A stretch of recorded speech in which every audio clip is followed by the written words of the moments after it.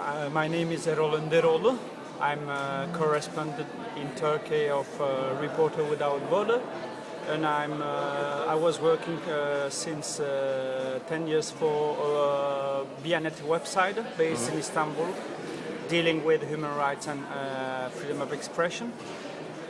I'm happy to attend this conference here in Vilnius because it's an opportunity for me to remember that international collaboration of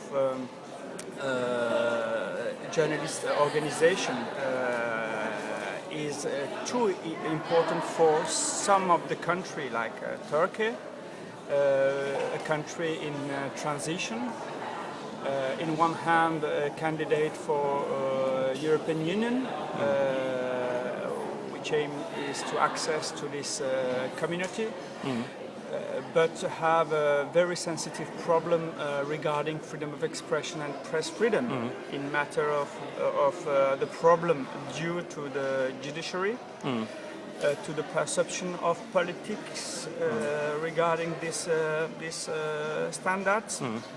And of course, this last turbulence, political turbulence we are facing in Turkey, which is affecting very closely journalism activity. Okay.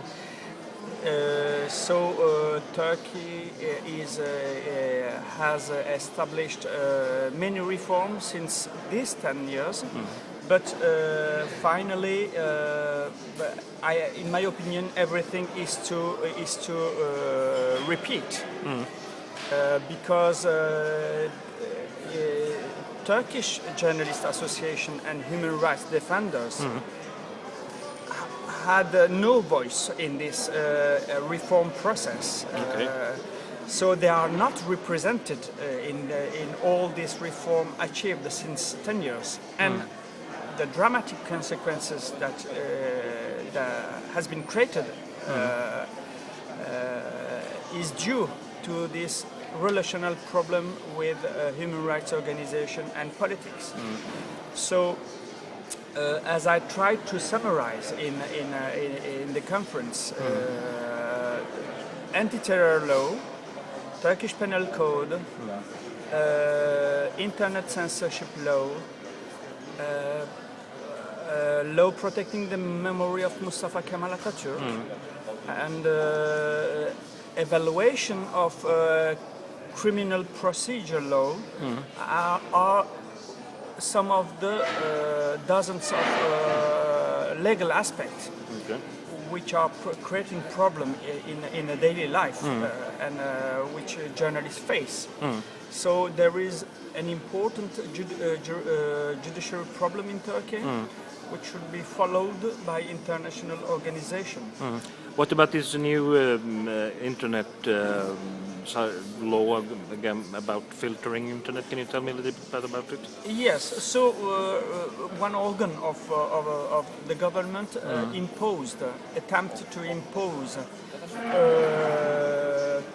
to internet users one of the four internet filter after 22nd of August. It is not a law; it is a decision taken by this organ, imposed to internet technical provider. So the Turkish internet user, they have to choose between four different kind of filters. Is that what you're saying? Standard, okay. children, family, or different name of filter. But nobody knows what will be the area neglected in internet once they will choose one of these filter. So Bianet, the media that I represented in the past, went to court, demand the abolition of this decision, because we believe that it's anti-constitutional. So we went to a state council. And now we are waiting the decision of State Council. But what's the argument from the government side to for the government, it's a regulation which have a good aim to protect the pedophilia or all kind of crime, etc.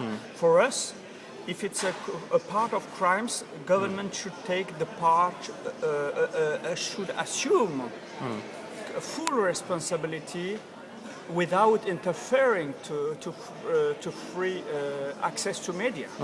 But now there is a how to say, there is a shadow. We don't know what is behind this legislation. Because we were not taken as a part of these negotiations. So they want us only to accept what the consequences that they choose.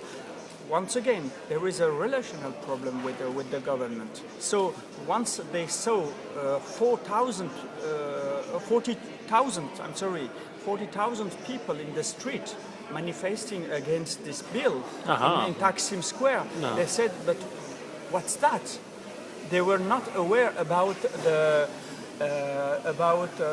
reflection, the protestation of internet users, because they believe that only people into their family goes to internet, have an habit to consult some pages, and there is no other area. In internet there is a commerce, there is a business activity. In internet there is alternative media organs broadcasting through internet. You have some hundreds of thousands of internet users in Turkey, victim in the past because of YouTube ban, who don't want to see repeated this ban. Is YouTube still banned in Turkey? No, it started to broadcast. It started to be accessible for a couple of months ago. But it has been banned since 3 years because of dozens of videos concerning Mustafa Kemal Atatürk.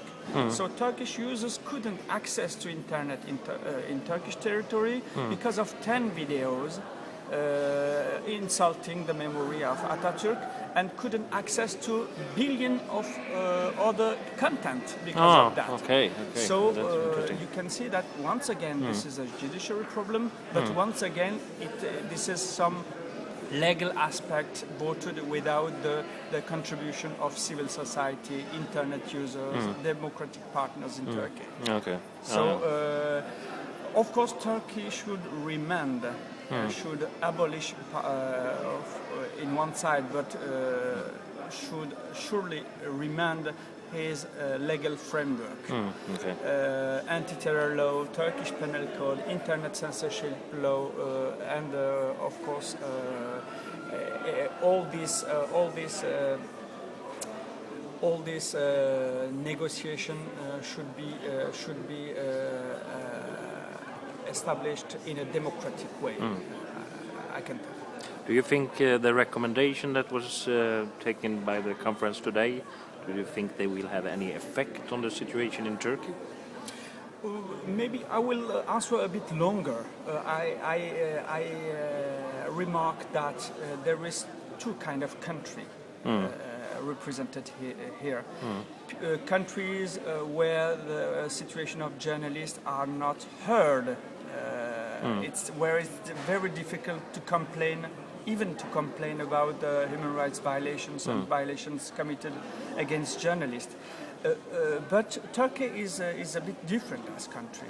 It's a country perfectly organized among journalists, among human rights defenders.